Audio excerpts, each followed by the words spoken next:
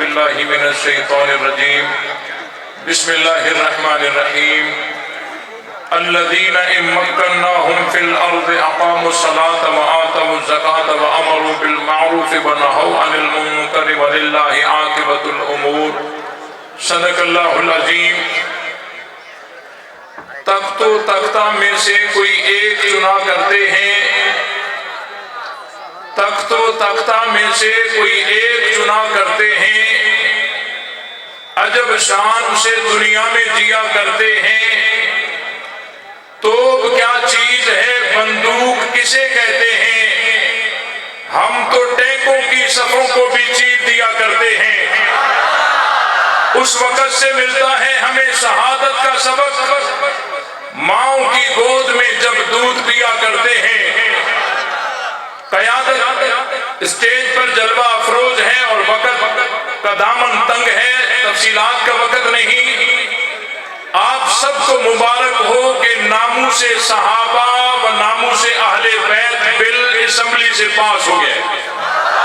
آپ سب کو مبارک ہو۔ اور اس بل سے جہاں اور فوائد ہوئے ہیں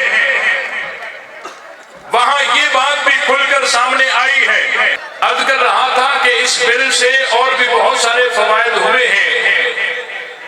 ایک بات وہ بھی کھلی ہے، جو لوگ کہتے تھے کہ نہیں جی نہیں، یہ صحابہ کی توہین نہیں کرتے اور یہ تو شریف آدمی ہیں اور ان پر الزام ہے، لیکن جیسے ہی بل پاس ہوا ان کے چہروں سے نقاب اترا اور ان کا چہرہ عوام کے سامنے کھل کر سامنے آیا، کیونکہ اس بل میں کسی مذہب کا نام نہیں ہے۔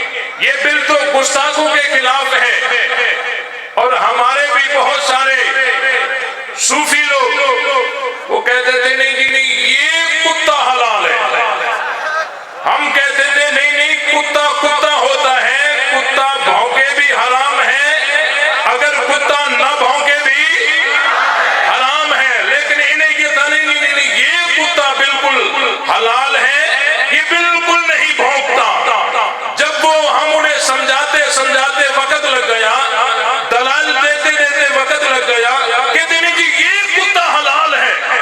اور جب بل پاس ہوا تو سارے کتے بلوں سے نکلے اور ایک ہی قطار میں بھونکنے لگے، تو وہ پلٹ کر ہمیں کہنے لگا تم صحیح کہتے تھے، کتا کتا ہوتا ہے۔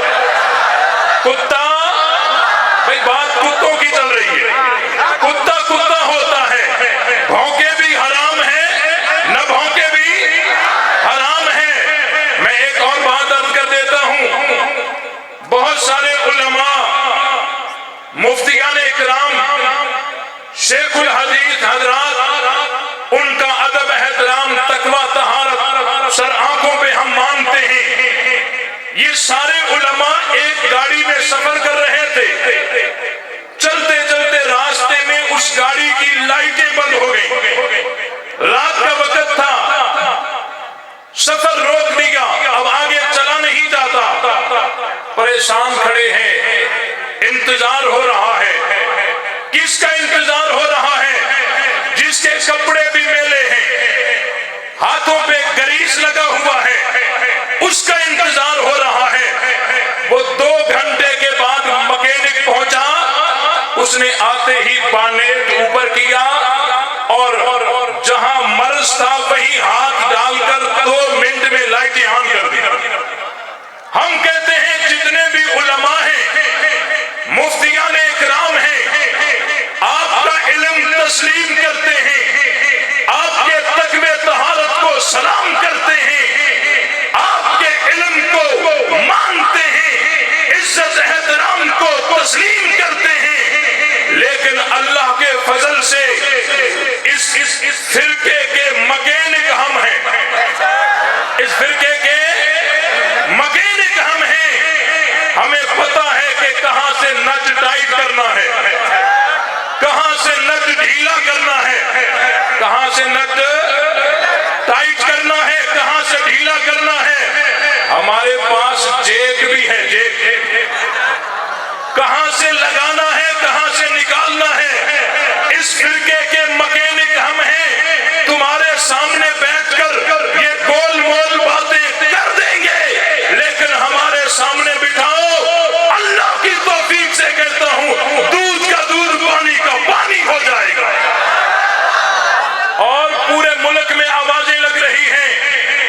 ایک گھر والے دوسرے در والے، ایک گھرانہ ہے دوسرا یارانہ ہے، بہرحال اس کی تقسیم اپنے اعتبار سے جو بھی ہے، کہتے ہم تو گھرانے کی بات مانتے ہیں، ہم تو گھر والوں کو مانتے ہیں، گھر والوں کی مانتے ہیں، اور یہ فرقہ اتنا پریشان ہے کہ چلتے چلتے پورے دنیا کے سامنے یہ عقیدہ دیا کہ معصوم کے علاوہ کسی کی بات نہیں ماننی۔ اب اللہ نے اس باطل عقیدے کو اتنا پامال کیا کہ کم کسی باطل عقیدے کو اللہ نے اتنا پامال کیا ہوگا کہ 11 گزر گئے آخری آیا میں، 11 گزر گئے آخری آیا نہیں۔ میں نے کہا اب بتاؤ تم کس معصوم کے پیچھے ہو؟ اور تم ہی نے قاعدہ بتایا تھا کہ جو غیر معصوم کی تابعداری کرتے ہیں وہ تو گمراہ ہیں۔ اب مجھے بتاؤ تم کس معصوم کے پیچھے ہو؟ کہتے جی وہ غار میں ہے، وہ اندر ہے۔ میں نے کہا تمہیں دیکھتا ہے؟ کہتے نہیں۔ تم دیکھتے ہو اسے؟ کہتے نہیں۔ کیا وہ تمہیں کچھ سنا سکتا ہے؟ کہتے نہیں۔ کیا تم انہیں کچھ سنا سکتے ہو؟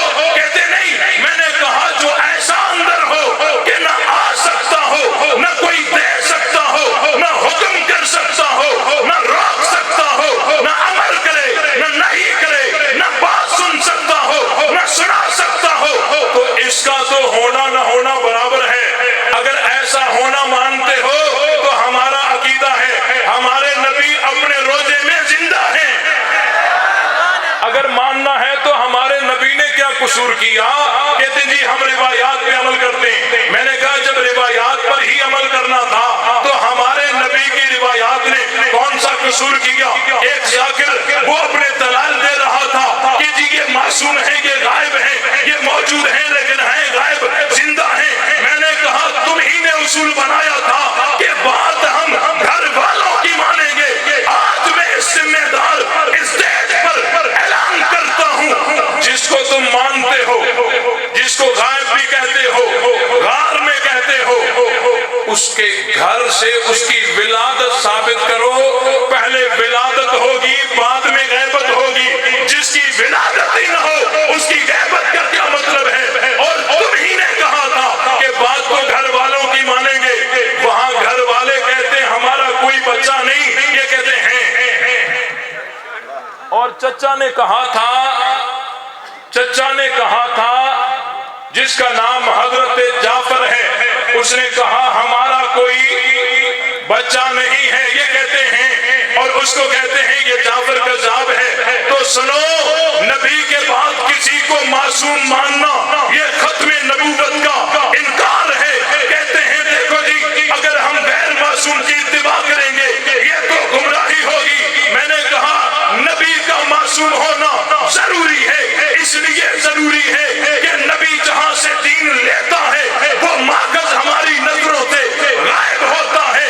اگر شک پڑ جائے کہ نبی نے دین لینے میں، بات سننے میں، بات کو سمجھنے میں، یاد کرنے میں کوئی غلطی تو نہیں ہو گئی، اگر وہاں شک پڑے گا پورا دین مسلوب ہو جائے گا۔ اس لیے نبی کا معصوم ہونا ضروری ہے، غیر نبی کا معصوم ہونا ضروری نہیں ہے۔ اور یہ باطل عقیدہ کہتے ہیں ہم بالکل نہیں مانتے۔ میں نے کہا آپ ہمیں تفتیش پہ لگا دو، ہم ثابت کریں گے یہ صرف بل کو نہیں قرآن کو بھی نہیں مانتے، یہ بل کو نہیں قرآن کو بھی نہیں مانتے۔ اور انشاءاللہ یہ بل پاس ہوگا، انشاءاللہ یہ بل پاس ہوگا۔ دیوبندی بریلوی اہل حدیث ایک پیج پر آ چکے ہیں، انشاءاللہ منزل قریب ہے۔ وہ وقت آئے گا جو صحابہ پہ بھونکے گا اس کو سرے عام لٹکایا جائے گا۔ ہم نے یہ عزم کیا ہے، ہمارا جینا بھی صحابہ کے دفاع میں ہے، ہمارا مرنا بھی صحابہ کے دفاع میں ہے۔ جب تک جان میں جان ہے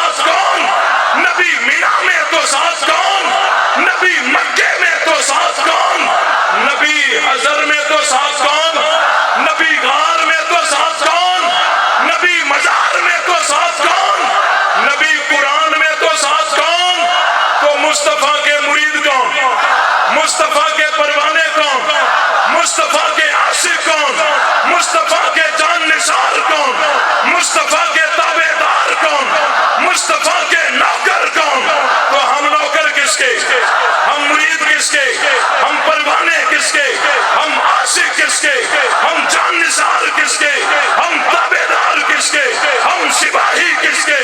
بول جو صدیق کا نہیں وہ ہمارا، جو فاروق کا نہیں وہ ہمارا، جو عثمان کا نہیں وہ